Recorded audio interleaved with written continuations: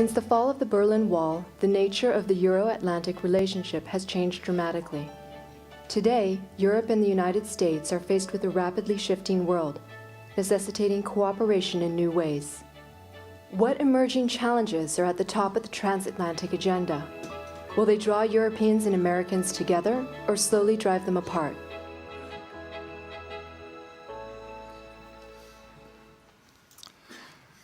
Again, good afternoon and welcome now to the panel on the future of Euro-Atlantic integration. But before we begin, I'd like to make a technical announcement that we will have simultaneous translation this afternoon. So I'd like you to slowly prepare your headsets so that we don't do it when Prime Minister Djukanovic takes the floor. And we can solve any technical problems that there are in the meantime. So while you're doing that, let me introduce this panel. Why are we talking at all about Euro-Atlantic integration? This seems to be an old topic, not a very sexy topic anymore, dare I say. And yet we're talking about it because for those of you who are carefully following the video, you saw that last clip with the map of Europe and that little green spot in the southeastern corner.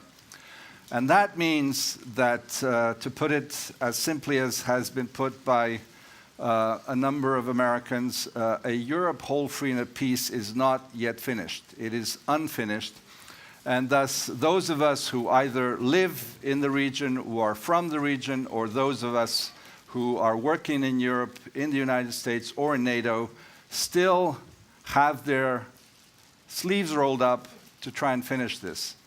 Now, we're not in the news as far as the Euro-Atlantic integration to this region is concerned. We're not, because this is relatively to all the other challenges that we heard about, panel one on Syria and Mali, for example. There is no comparison between the challenges of a Syria and a Mali today with what goes on in this patch of unintegrated Europe called the Western Balkans. And I think it is dangerous if we forget that this is not yet finished. On the other hand, as you know, there's a lot of talk about fatigue, about people being tired, about the travails of Europe and the problems that domestic politicians have. We talked about that with Ivan Krastev this morning at the breakfast. How do people in societies where there's 50% of youth unemployment, how can they think about solidarity, integration, and bringing more people to the table in Brussels or to the NAC in Brussels also? And so this is about keeping hope alive and keeping the process going to further Euro-Atlantic integrations. All of these countries are firmly committed to their European Union integration path and to their NATO integration path, except, of course, the country where I come from, Serbia. I will mention that this week we commemorate 10 years of the assassination of the Prime Minister of the Republic of Serbia, Zoran Đinđić, who was a true Euro-Atlanticist. I had the honor of working for him as his senior foreign policy advisor. We were moving full steam ahead towards the European Union and to NATO. Our defense ministry had already prepared documents in that regard. The whole region, in fact, was moving in that direction. And Prime Minister Djukanovic, who is here, was a close friend, in fact, shielded Prime Minister Đinđić during the 99 bombings because he was in danger of his life in our hometown, Belgrade. And I think that to remember someone like Prime Minister Đinđić on this occasion is most appropriate because it signifies how far the whole region has come. Ron Asmus was mentioned here several times by Craig Kennedy and others last night. Ron, who was one of the people who inspired especially the NATO enlargement and who was one of the people who inspired this meeting, and that began in 2006. And I would just like to remind you what in these 8 years of the Brussels Forum has happened in terms of Euro-Atlantic enlargement. We had the Romanian and Bulgarian enlargement in 2007. We had the NATO enlargement to Croatia and Albania, and of course, very unfortunately, Macedonia did not become a member because of a certain name issue, which remains unresolved. We will all applaud the entry of Croatia into the European Union on July 1st to become the 28th member state of the European Union. As you know, Iceland is also a candidate. Montenegro has begun negotiations, closed its first chapter, is in a MAP process. Macedonia is a candidate country, Serbia is a candidate country, and hopefully Serbia gets a date to begin in June. And I don't know whether Catherine Ashton is here with us, but she's doing an extremely important job in facilitating a dialogue that literally next Wednesday might bring a historical agreement between Serbia and Kosovo, if we are to believe what the journalists are saying. And I will only remind you how long it took in Northern Ireland to go from Good Friday Agreement to the actual joint government there. All this to say that the process is moving and that countries are actually advancing. Slowly, yes, all too slowly for those of us who would like to see it advanced. So that is why we're talking about this, to keep that hope alive, to alert those who are not fully aware of this that we need to keep it moving and robustly moving with the challenges and the framework of challenges that I mentioned. And so, without further ado, I will pass with questions to the panel. I will ask one round of questions and then open it up straight away to the audience. And my first question goes to Prime Minister Djukanovic. Prime Minister, could you tell us why you see this process of Euro-Atlantic integration important for your country, but even more importantly for the region from which some of us come from? Hvala vam, gospodine Vejvoda. Hvala Thank you very prije much, svega za Mr. Vejvoda. pomen gospodina. Thank you very much for mentioning Mr. Djindjic, one of the leaders of Euro-Atlantic policy in the region of the Western Balkans.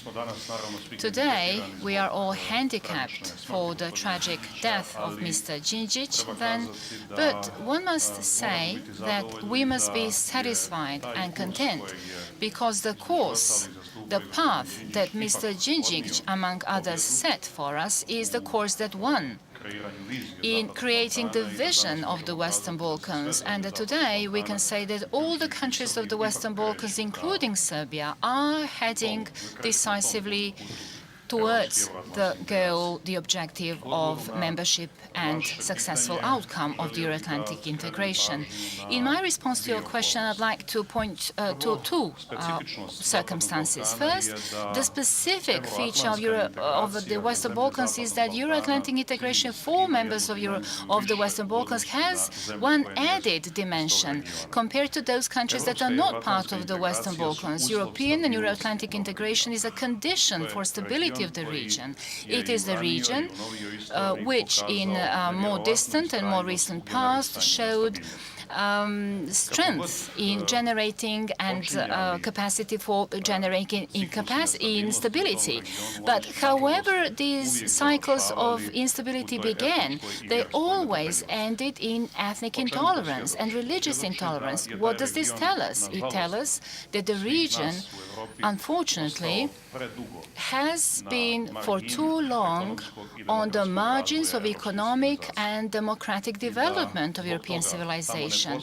And it is for that reason that there isn't sufficient tolerance for all culturological, ethnical, civilization differences that are present there. And that is why I believe that we have to draw some lessons from the last conflict. That region has no reliable self-regulatory mechanisms by which it can guarantee stability, its own stability, and stability of the European continent. And that is why I believe integration is the imperative. And I believe everyone who believes there are alternatives to this are at fault. Any alternative to Euro-Atlantic integrations. The alternative is a dead end for the Balkans, which sooner or later would again end up in ethnic intolerance. And that is why I believe we have to take the issue of stability as the key factor in further generation of support to societies in the Western Balkans for them to continue their European integration processes. The second dimension I'd like to draw attention to. Although today Western Balkans looks better than it looked in early 90s, I must note here that some problems still remain unresolved. What I refer to is dysfunctionality of Bosnia, the dialogue between Belgrade and Pristina, which started too late, and I also refer to the paralysis of Macedonia on its Euro-Atlantic path. And these are the factors that slow down the integration process of the region as a whole, and these processes again diminish and weaken the enthusiasm for European integrations that was much stronger at the end of the 20th century. Now, 20 years later, I must say that there is less enthusiasm, less trust in this region on whether this path is right or wrong for the region. I believe we have to seriously take this into account, and we must understand that the accountability for this is not just with us who live in the Western Balkans, but with our European and Euro-Atlantic partners. The absence of enthusiasm leaves some space open for defining some quasi-alternatives. Some of us who've been in politics for a long time know these are true quasi-alternatives that only encourage illusions. And illusions, again, can take you dangerously to another waste of time. And that is why I believe it is crucial for us to, it is important for our partners not to show fatigue, not to discourage people from integrating, but to encourage the processes. We know there are no shortcuts to European integration processes. We know we cannot shift the burden of some problems and finding solutions to the problems on others. I believe that we need to strongly stimulate pro-European governments in the region for the integration process of all societies in this region to continue with maximum intensity. Polenz, you are the chairman of the Committee on Foreign Affairs of the German Bundestag. You just heard the Prime Minister. Stability and security. This is, dare I say, historically the first time that this region of the world is choosing by itself which kind of roof or framework within which it wants to come. Historically, it was always outside forces that defined the roof. So this is a voluntary choice, a free choice. To this last remark of the Prime Minister, do you think that given the conditions, economic, social, in Europe and its own kind of inward solving of problems, do you think that enough attention is being paid to keep the pace of the process, both of EU and NATO enlargement, alive? First, I would say that the President rightly described what we have achieved after the time we had the Stability Pact for the Balkans and the promise for all states of former Yugoslavia that they could join the European Union if they fulfill the criteria, if they reconcile within and with their neighbors, and if they achieve the necessary reform. And those who did, like last time Croatia, are now joining the European Union. On the other hand, if I'm looking at the discussions within the present European Union, it is not top on the agenda how to enlarge next. Because if you look at at the headline of this panel, the future of Euro-Atlantic integration, I would start with the remark that there is no further Euro-Atlantic integration if the European Union itself falls apart and disintegrates significantly. And this is a challenge we are facing in two aspects. The first is how we cope with the state debt crisis, and will we be able to preserve the euro as our common currency within the Eurozone?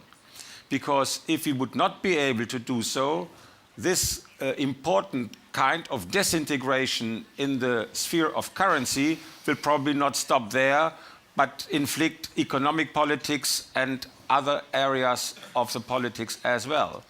And with this business, we are very much committed, and this is what we are up to for the last 2 years very much. First point. And second point, we are facing a challenge from the announcement of the British government to hold a referendum on their further EU membership in 2017.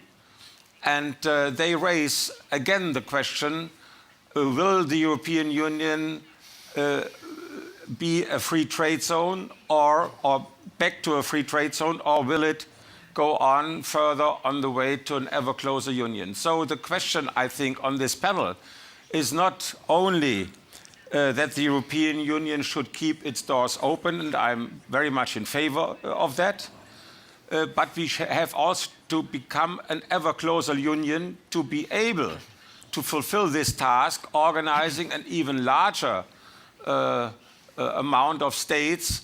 If you have no center of gravity, which brings you together, you are not able to enlarge, then you might dilute.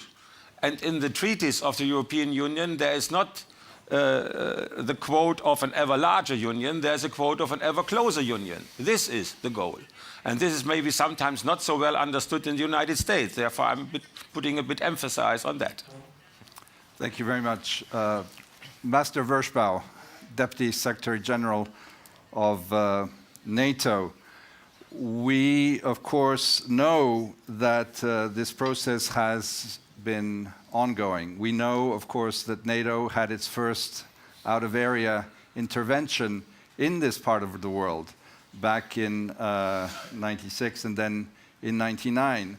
Compared to all other interventions, to mention Iraq and Afghanistan in their different formulas of coalitions, I would say that this is the intervention area that is the closest to actually attaining full stability, security, and peace in historical terms. Not tomorrow morning, but within a relatively mid-term span of life. The open doors policy has been mentioned by Ruprecht Polenz. At the Chicago summit, then Secretary Clinton said that the next one should be with enlargement. From your vantage point in NATO Brussels, how do you see these next steps? And are people working at 9 in the morning on their enlargement file when they come in, those who are responsible for this? Okay, well, thanks, Ivan. The answer is at least some people are. Just to, so That's already good no news. suspense That's about already that. good news. But first of all, let me say I'm very pleased to be able to participate in this particular panel because I date myself, but I go back to the early 90s, my first time working at NATO, when I was involved in the very first efforts by NATO to open to the East. And it was not just about enlargement, but partnership as well. And it wasn't just about Central and Eastern Europe. We had a broader vision. And I would say that enlargement does remain very much a key part of our agenda, even though we're certainly wrestling with some other very important challenges, including the implications of the financial crisis for our defense capabilities, including Afghanistan, both before and after the end of 2014. But that meeting you mentioned in Chicago was a very exciting event because you had the 28 NATO foreign ministers, I think with not uniform levels of enthusiasm, but with a lot of enthusiasm, expressing their strong belief that the enlargement process should continue. Many did indeed express the hope, there was no guarantee, they expressed the hope that the next summit would be one where invitations would be issued to some additional new members.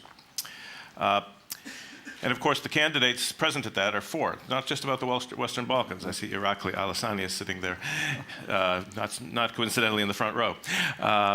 So it's a broader process, and indeed, when we speak of Euro-Atlantic integration at NATO, we speak about enlargement, but we also speak about our partnership strategy, which has a strong Euro-Atlantic dimension, but is now is extended even farther to the Middle East, to the Gulf, and to partners in the Asia-Pacific region as well. Even the Colombians are looking for a meeting with me soon. So Partnership for Peace, however, was always cast as having multiple purposes. For those who weren't interested in membership, it was still a way to deepen ties with the alliance, and we've indeed seen extraordinary returns on that, with some of the non-NATO EU members playing key roles in our operations, and we have to deepen their integration as we go forward, get them involved in smart defense, in our Connected Forces initiative. For the Central and East Europeans, Partnership for Peace was presented very clearly as the best path to NATO membership. And indeed, I think we delivered on that, and maybe even over-fulfilled the plan. We have 12 members who have joined us in several waves.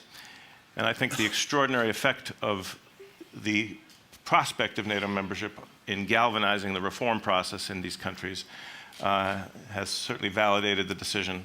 And I think Ron Asmus, who I'm sure is, if he's listening in on any part of this year's Brussels Forum, it's this panel, deserves a lot of the credit for helping craft the vision. And it was a glory day for me to have worked closely with Ron during the Clinton administration. I think NATO was the driver of the process of the Euro-Atlantic integration in the early days, because NATO could act more quickly. But NATO certainly served as the security foundation. I think it made possible the extraordinary and deeper process of Euro-Atlantic integration that is reflected in the enlargement of the European Union.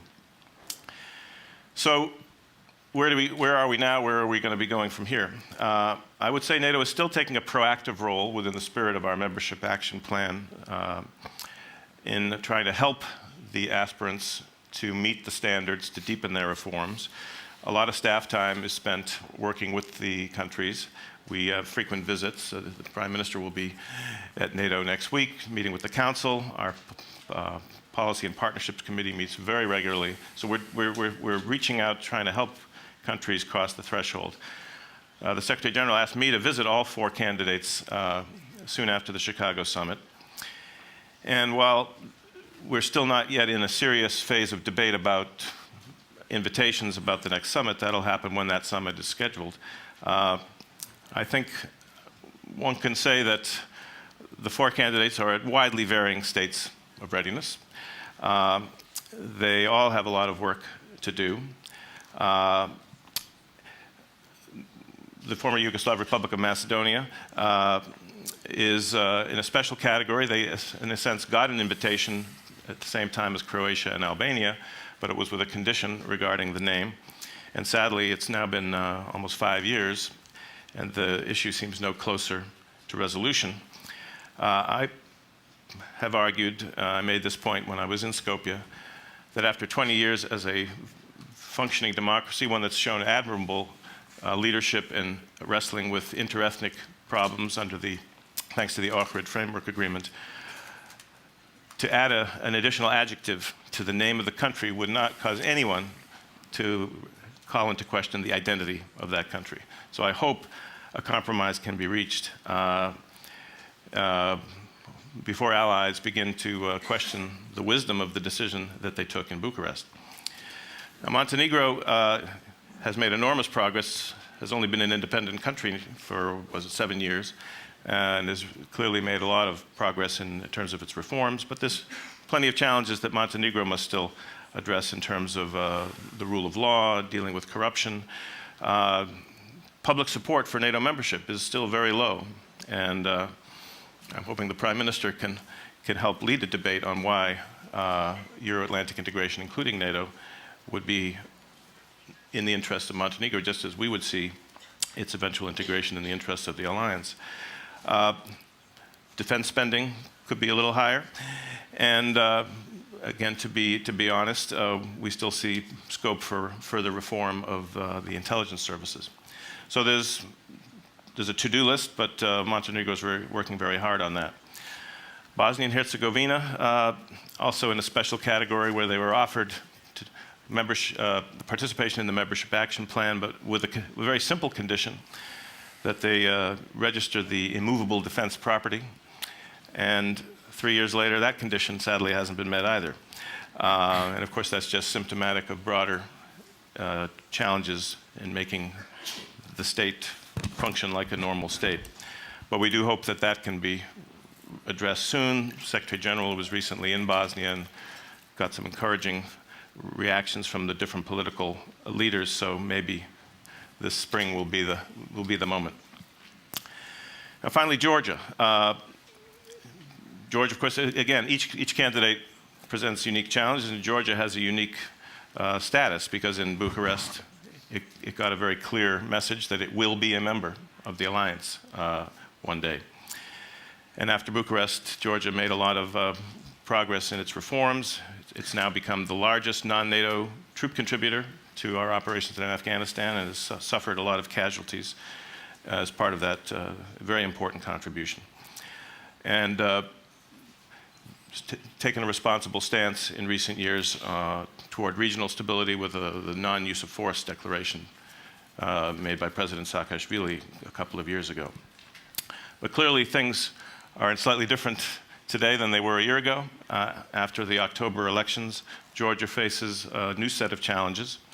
In the short term, a concept familiar to many European countries, it has to show that it can demonstrate the capacity for cohabitation among the governing coalition and the opposition between the Prime Minister and the President.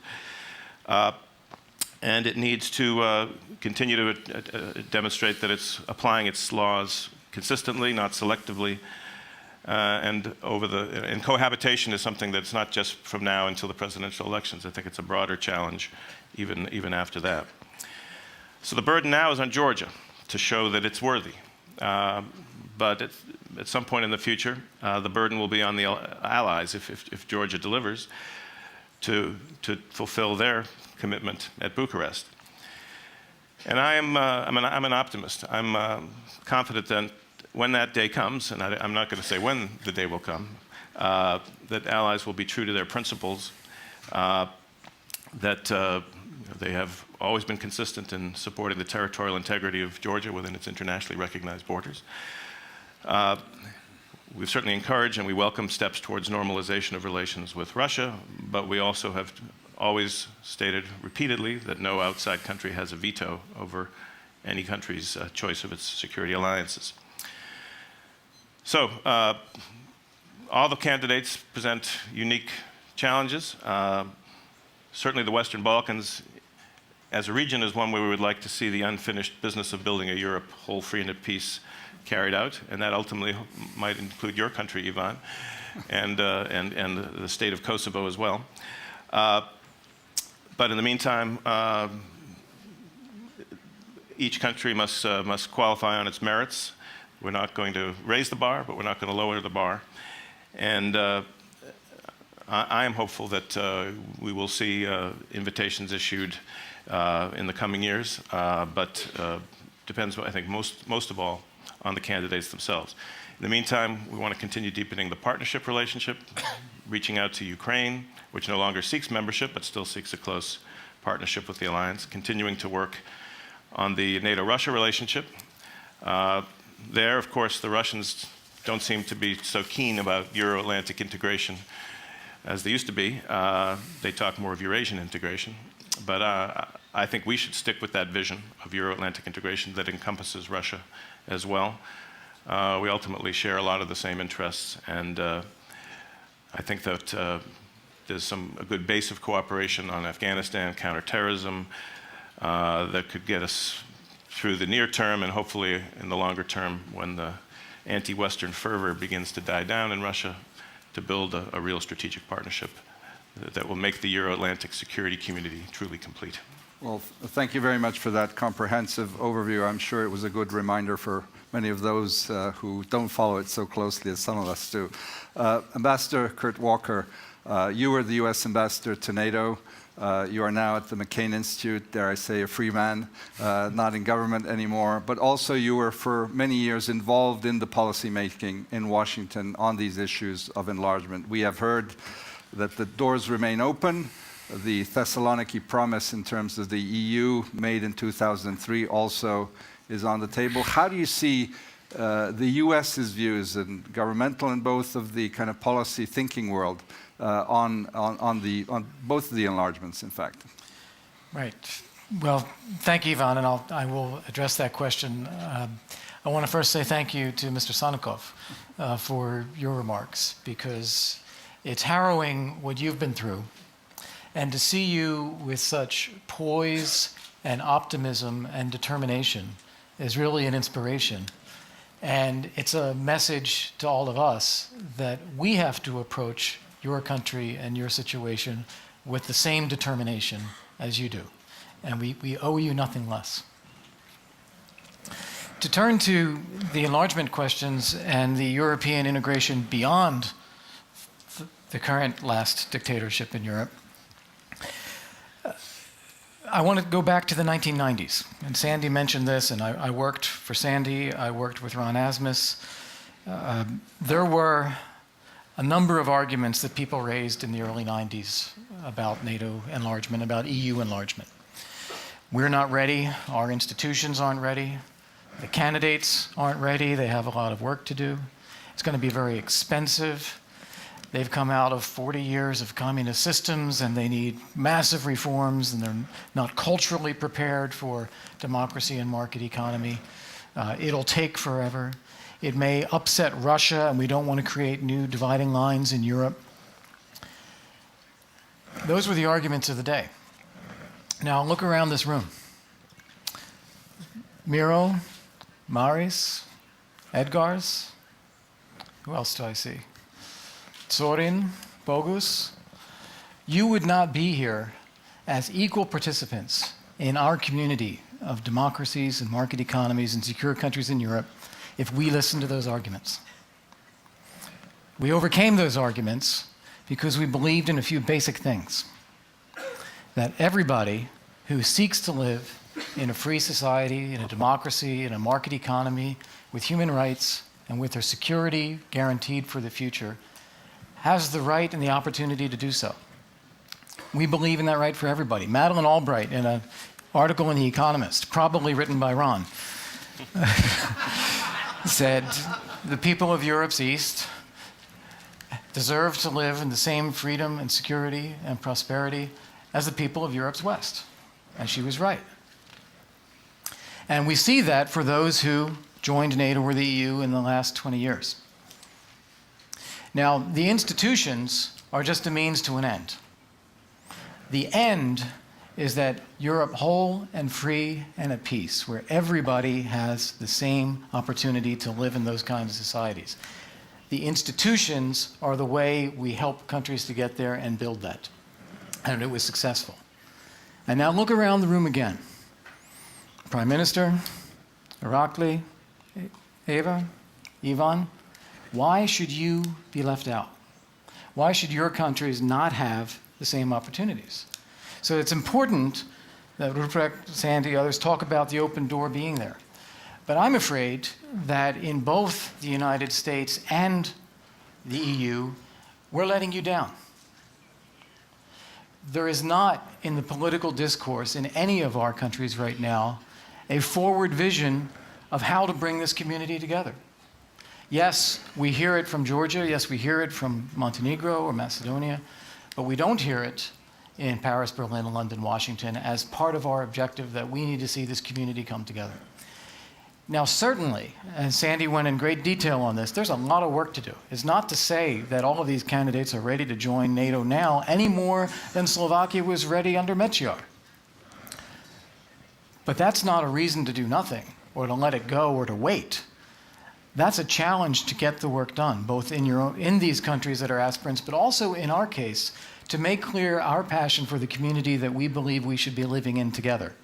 And if we can do that, it will help those countries make those changes, and it will help bring about that transatlantic integrated community that we all want to see in the long run.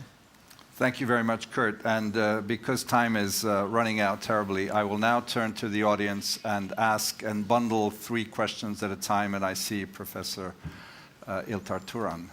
And please do present yourself as you speak. Yes, I'm Iltar Turan from Istanbul Bilgi University. Mine is an observation more than a question. It seems that we're talking about a security community and a market community. These two do not correspond to each other. There are major discrepancies, and something needs to be done about that. This has acquired renewed importance in light of earlier discussions during this conference that a transatlantic economic community should be built. So that's just an observation. Thank you. Matt. Hi, I'm Matt Bryza, the director of the International Center for Defense Studies in Tallinn, Estonia. Where I sit, not enough of my time, but where I like to sit sometimes in Tallinn, Their question is not only about Euro-Atlantic integration in terms of enlargement, but about cohesion of the transatlantic link, and whether or not, as crazy as it sounds, Article 5 remains intact. So I wonder, building on your comment, Chairman Polenz, about there's nothing to enlarge if we don't have the structure itself in existence, what are your views on the health of the transatlantic link? Heather Gravy. From the Open Society European Policy Institute. I'd like to ask Prime Minister Djukanovic, as one of the veterans of Balkan politics, what you think the international community should now do in terms of Bosnia's future. What is it that the EU and NATO are not doing that they should be doing that would help to instill good governance, which would help to resolve the final status issues in the region? You've been there, you've seen it for a long time, and it seems to me that you're actually in a very good position to explain to us what's the missing link, the things that it's diplomatically too sensitive to talk about. And I'll add one more question right here, Iraqi. Thank you. First of all, in Georgia, after the October elections, we have the unique opportunity to present ourselves to the world, to the NATO, that we're fundamentally democratic as a nation, because we passed this test, and it was the first transfer of power through the peaceful means. After the elections, we're struggling now hard to get a new handle of the security environment around us, and as Sandy just mentioned, we are also trying to be realistic and have realistic position towards Russia, which means that we have to have the workable relationship with them. At the same time, we're sending signals to the Ossetians and Skinvali population of the occupied territories that we are really building the infrastructure, political will to really have the environment which we can coexist together, so there's going to be a stable, enduring peace process. And skeptics before were telling us that we cannot have closer Georgia enough because the Russians will be upset. You don't have the policy towards the breakaway regions. Now we're putting this in place. I just want to hear how helpful it will be to transform the mindset of the skeptics for the Georgia's full integration to the NATO. In light, when we have the largest constituency in the world per capita in Afghanistan, and we're there not because that we want to be liked by others, but we are there before we do believe what we're doing there. We're fighting the common goals. So that's the question. How helpful it will be for those skeptics that these processes, if successful, I'm sure successful, that Georgia will have the opportunity to be a full-fledged member of NATO. Okay, thank you. Back to the panel. Prime Minister Djukanovic, can I ask you to answer this question on Bosnia?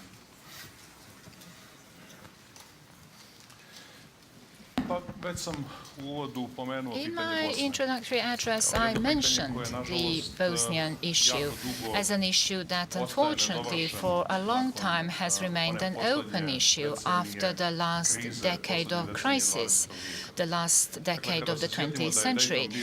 If we remember that Dayton took place in 1995, we must mention that 18 years are now behind us, that this is a long period and that we still have a dysfunctional Bosnia.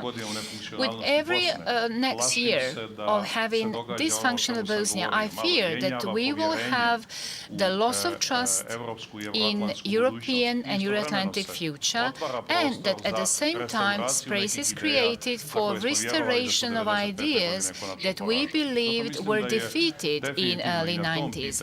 And that is why I believe on this issue, as well as on the issue of the relationships between Belgrade and Pristina, we need a more offensive policy of the Western community. When I say offensive, I mean a policy that would offer formulas, solutions, based on European, Euro-Atlantic structures in each of these respective countries.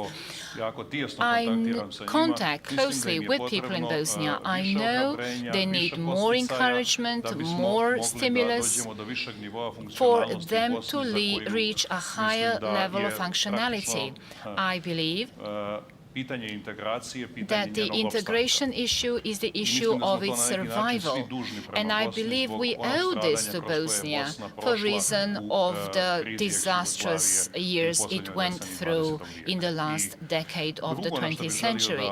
Another point I wish to draw attention to is I understand very well some remarks that we heard by Mr. Polenz on the issue on issues that Europe is facing, and particularly those that came from Mr. Vershbow, who rightly emphasizes of our tasks. As I said earlier, we are not seeking shortcuts.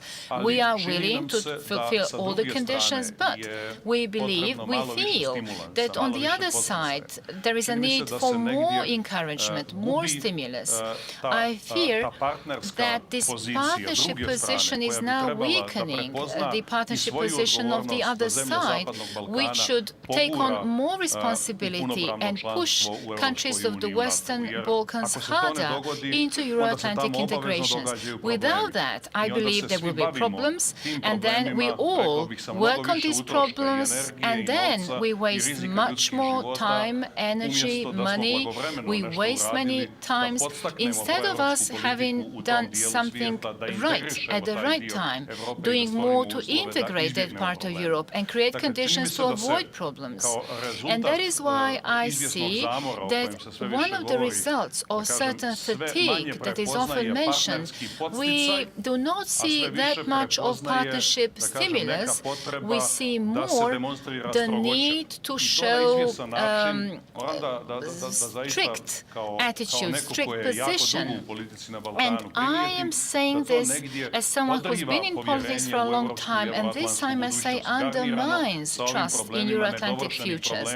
And this goes hand in hand with our joint ineffectiveness in properly resolving all the issues and problems going back to former Yugoslavia. We should think about Europe as Europeans. We should not think about Europe as people from the Balkans. We should not think about asking Europe to keep the door open for us so that we can have enough time to crawl our way all the way to the door. Europe is our own home. Europe has problems. But we are sure that Europe cannot go out of these problems, and it cannot be competitive unless it is united. So Europe has to resolve problems it is facing now, but this is not to say that it should start talking about integration only after that. So it is now that Europe has to discuss integration, because we will lose the chance to become globally competitive. That is why I believe we have to show much more sensitivity, that Euro-Atlantic partners must show more sensitivity and encourage what European and Euro-Atlantic policy in Europe means. We have to see you as a strong point of support. We know these are missions that are challenging. It is not easy to achieve functionality of Bosnia, but I think we all need to get more stimulus than the stimulus we have been hearing in the policy of the European Union lately. That Irakli Alessandra asked. Yeah, if it's all right, Irakli, I'm going to put it in a slightly larger context. In the first instance, I do want to say we saw a democratic election in Georgia, and we have some concerns about a less than democratic transition. So we have to continue to work on that with you. We hope to see this transition stabilize in Georgia, continue to move forward. The bigger context, though, is I think that our lack of vision for enlargement in a country like Georgia, or being part of the transatlantic and Euro-Atlantic community for a country like Georgia, is related to a myopic or a misguided approach to dealing with Russia. That we buy into the argument that somehow if Russia's neighbors come closer to the rest of us in a democratic market economy safe community, that's a threat to Russia somehow, or Russia has some veto over that. And I think we have to reject that completely. So every country has the right to make up its own mind. Ambassador Grushko last night talked about the Charter of Paris for a New Europe. That's in there, that every country has that right to set its own course for itself.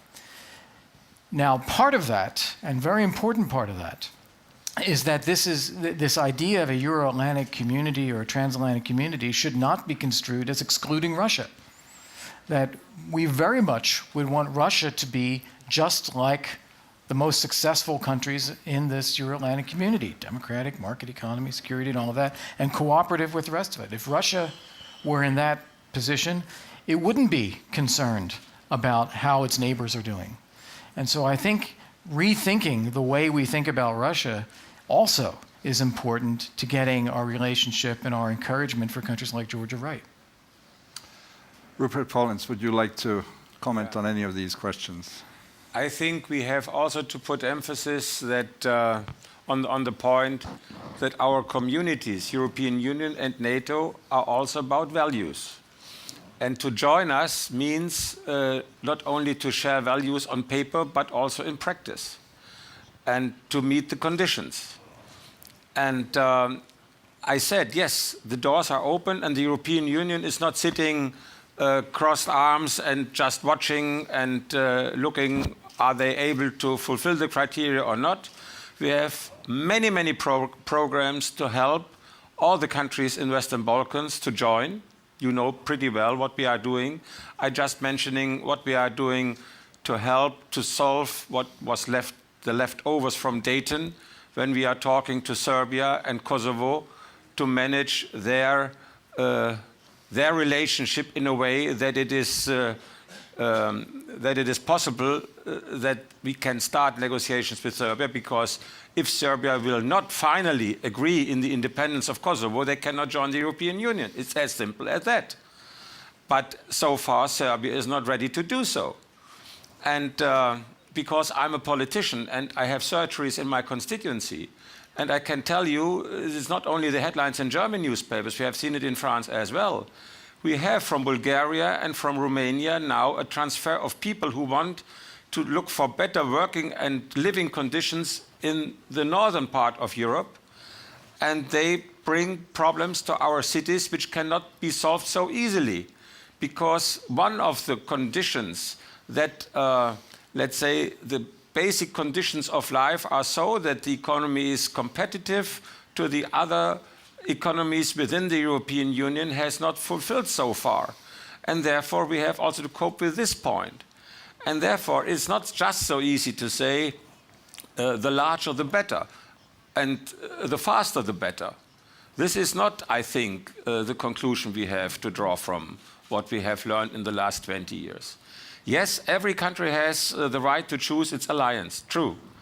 But it's also true for us as members that we don't want to pursue a policy as an alliance which, let's say, brings trouble in the overall security we have to discuss about. You are right, Russia never will have a veto on what we are which countries we take into NATO. But nevertheless, we have to take into account that just right now we are trying to get Russia on board with Syria. And the things are linked to some extent. And therefore, I think we have to see the overall picture if we are pursuing a policy. And we have to convince Russia, and I did it last week, I tried my very best to convince my Russian counterparts in the Foreign Affairs Committee of the Duma that the best borders Russia has are the borders with NATO. And I started with Norway. I don't know where my colleague from Norway is. She will agree. And this has a little bit of impact to them. But so far, we still have also to pay more attention to Russia as we have done in the past. And the Russia-NATO Council, maybe you can tell a little bit about it. In my idea, it was a body to discuss all these issues. The practice is, if it becomes hot, there is no meeting of this committee. And therefore, we are not able to use our instruments in a way that will help our policy, open door policy, and bring other countries in. So finally, I would say, and here I agree to the message you would like to give us. Not so much for the Balkans, because the Balkans has in the Stability Pact this perspective to join the European Union. But with regard to the European neighborship policy, the European Union is pursuing to the countries from Ukraine to Georgia. this neighborhood policy is drafted in a way that we say this is an allude to a membership and accession policy. I think this is the wrong message. We should make a political statement that all these neighboring countries belong to Europe and that they can finally, in the future, maybe also join the European Union if they fulfill the criteria. And all what we are doing now with the neighborhood policy are the first 20 miles on the road where 100 miles down the road might be an open door to the European Union. First point, and second point, then I will finish. We should immediately change our visa policy with regard to these countries because we have to keep our doors open also for the people as long as we can't take the states. And therefore, we have to be much less restrictive with visa to young people, to business people, and to others who want to come to see our societies. And then we have the right framework. We show the direction, which kind of development we want to see, and we bridge the gap from now until they are there for the people because they can come and visit us and maybe also stay for a while and work here. We have 5-6 more minutes. Sandy, I'll come back to you first in the round. I just want to get 2 more questions before a final round where you can wrap it up. And Jesper Pedersen, first question here. Our new Ron Asmus Fellow. Hi, Jesper Pedersen with the House Committee on Foreign Affairs in Washington, D.C. I have a question about Kosovo's Euro-Atlantic integration because 5 of the EU countries, 4 of which are NATO countries, do not currently recognize the independence of Kosovo. I'm wondering if you can talk about how that impacts the integration process. I know that both the EU and NATO are actually being very pragmatic about the integration process in general, but ultimately this does remain a de facto obstacle to integration. Can you talk a little bit about whether there is a discussion inside these institutions or in the member states about how that might change? Okay, and final question here. Can we get a mic, please?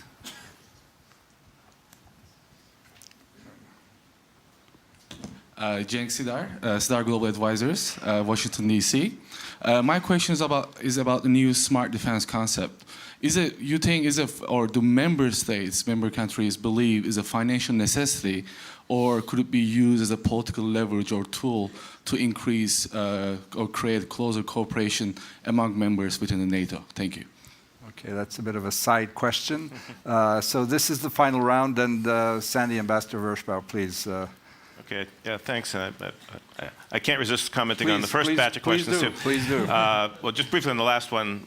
And yes, allies, I think, believe, they certainly have declared at high-level meetings that they believe that in a period of austerity, we have to make more of a practice of multinational collaboration to get more bang for the euro, more bang for the buck.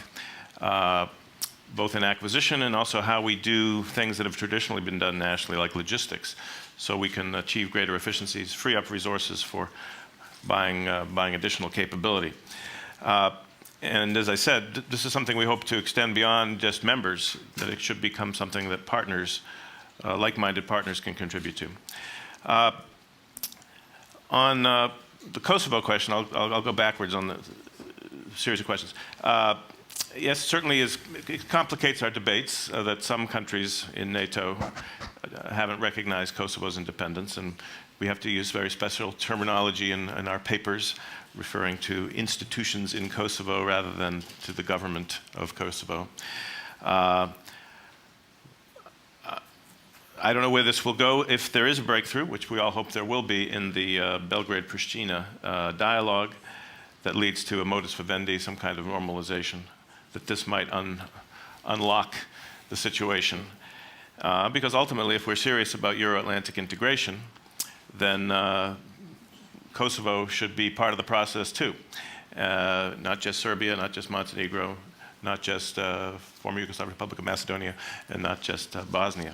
So a lot may ride on the success of Cathy Ashton's efforts, and we wish her every success. On the other set of questions, there was a question about our security communities and market communities not overlapping, not coinciding. I think that's true if you look strictly at the membership rosters of NATO and the EU, but increasingly, if you speak of our communities, whether it comes to the economic and trade relationship or our security cooperation, which is, as I've said, is very intense with countries like Sweden, Finland, Austria, and others, then there is a real overlap in these communities. And I think the Transatlantic Trade and Investment Partnership is an opportunity to deepen the economic cooperation, but also an opportunity to perhaps to think more holistically about the transatlantic relationship. With a financial austerity facing both NATO and the EU, we need to work to coordinate our capability development, our efforts at crisis management, our policies on capacity building for the Middle East and North African countries, rather than duplicating or working at cross purposes with one another. So maybe this epic trade negotiation could be just the start of a process of trying to get another dysfunctional relationship between NATO and the EU to actually function properly so that we can come up with a more rational division of labor and again get more effect for the limited resources that we have. And that is part of the answer to Matt Bryce's point. I think transatlantic link should never be taken for granted. We have to continue to work to strengthen it. And we survived the strains over the Iraq War. I think we will definitely survive the financial crisis, but it's been corrosive to alliance solidarity. But when it comes to Article 5, I think there we have a good news story, where in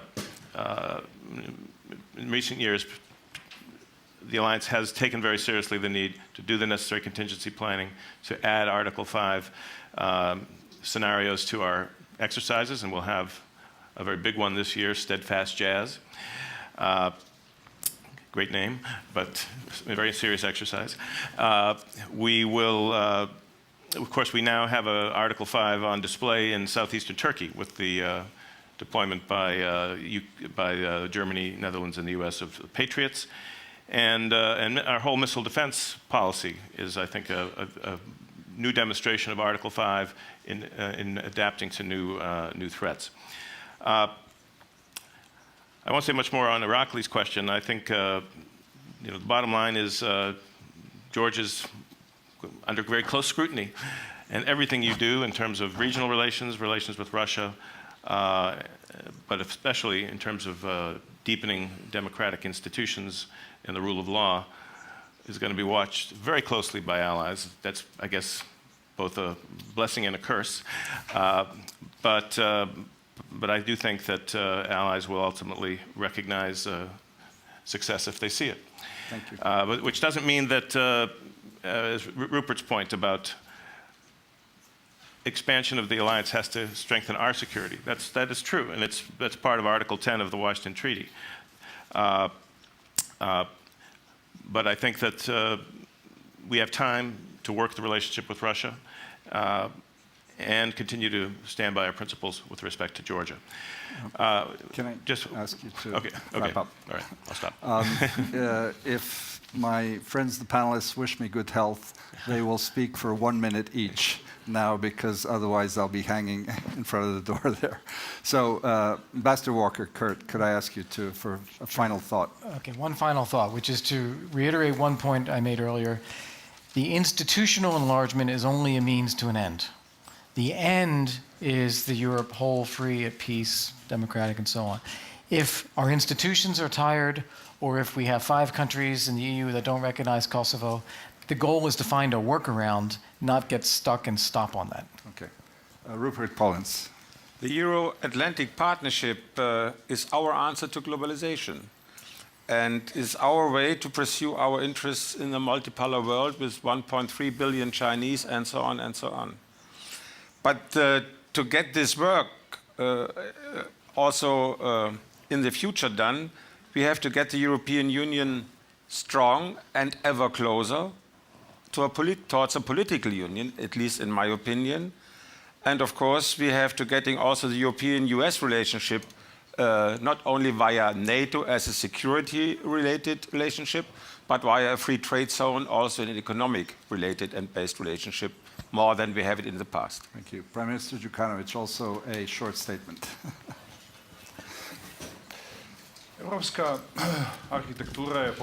European architecture has shown its weaknesses in the years behind us, and we need to draw some lessons from that. What's important is that it remains, the idea of united Europe remains living. To be globally competitive, Europe must be united, that is to say, it must be stable and manage its resources effectively. Such Europe will be a powerful partner to Euro-Atlantic partnership, which I believe should be strengthened further, should be developed, and such strengthened European partnership should remain a significant factor of global peace and security. Thank you. It's also linking to the thought of Timothy Garton Nash, where he talked about the European Union, dare I say the Euro-Atlantic community, as a laboratory. The region we're talking about is in the most substantive sense, a serious test tube in this laboratory. If we do not succeed in this particular test, in this laboratory, then it's about the credibility of both the European Union and NATO to help stabilize and secure democratic institutions and further a democratic political culture. And we at GMF, and hopefully all of us together, are here just because of that purpose. Please join me in thanking this panel.